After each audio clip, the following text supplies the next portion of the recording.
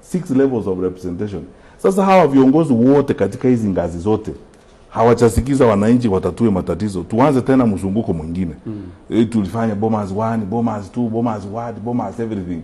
And then we go look for another 200, 400 people wakulipo allowances, wakukaa Naivasha, kwenda Nakuru, kwenda Kisumu, kwenda Mombasa, tunajifanya tunaokota views za wananchi. I mean, these things are there. The law is clear, the constitution is very clear. Why can't we get some work done? What the Gen Z are asking and what Kenyans are asking are straightforward questions. Do you need a council to resolve those issues? Wakati ilifanyika in 2024, sarakazi imepigwa hapo ni kama kucheza kamari. Cabinet imebadilishwa sijui mara ngapi, mawaziri wengine are on their third assignment since the Gen Z demonstrations of 2024. So hiyo kamari inaendelea kuchezwa namna hiyo. Then tuanza another new kamari sasa ya mzunguko, tuzungumuze kitambo, you know it, tumefika tena another electoral cycle. Then tuanze tena wimbo ingine mpya and so on. And the problems are there. So mheshimiwa, iwapo Rais Ruto atakuita kwa mazungumzo ya kuokoa nchi, inamaanisha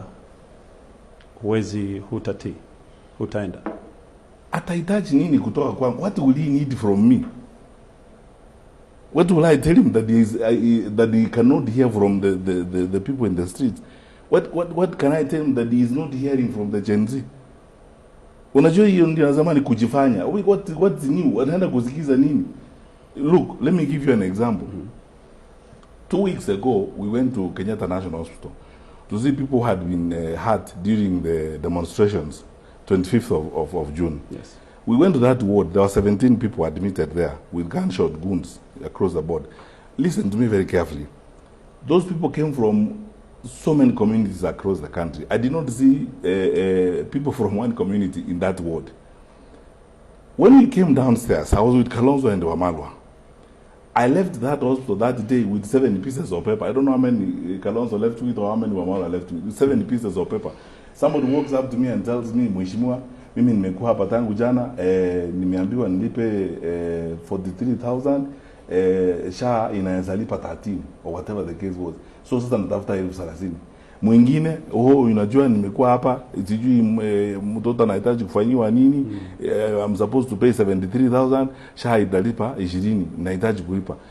Last weekend, in a restaurant here in Ngara, I just walked into some place, and then a waiter walks up to me and tells me, unajua hii tunashida, this SHA is not working. My mother, she was admitted in some hospital here in Ngara. Those are stories you hear from around the country. Gatonye, am I the only one who hears those stories? These leaders are living amongst us. They walk around, they hear these stories. So, do you need a committee to tell you those? Because those are the issues that need to be solved. Do we need to have a meeting, tuende tukae kwa mahoteli, sasa huko tuanze safari park, then tusome ma speech, tuanze sasa drama mpya, now will be addressed by I don't know who, then another person, speeches, the whole morning is speeches. Then after that, do you need those things to solve the problems that we are facing? Alafu tutoke hapo tuende Mombasa, tupande mandege sisi wote, tupeleke magari ya serikali huko na madereva na maaskari, tunapigiwa masalute huko. Sasa tumeenda conference mpya huko kutafuta solution. Kutoka hapo tuende Naivasha, kutoka hapo. Do you need all those kinds of things to solve the problems?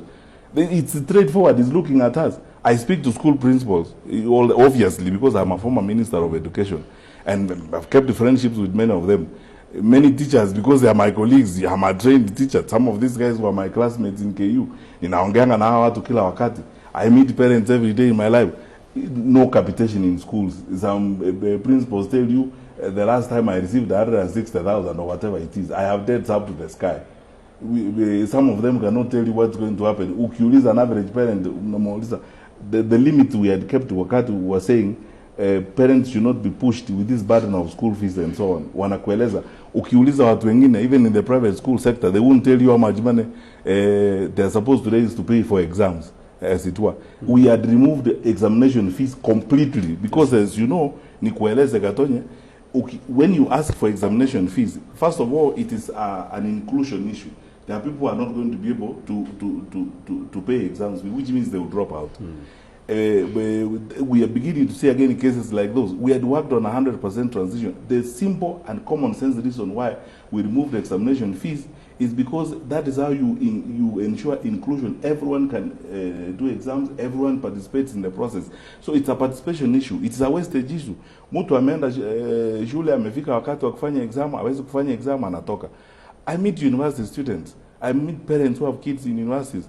Wanasema, oh, you know, yesterday I was in a social function and somebody walks up to me and tells me, you know, my nephew, alipata help approval in November. We are in July. Ajapata pesa.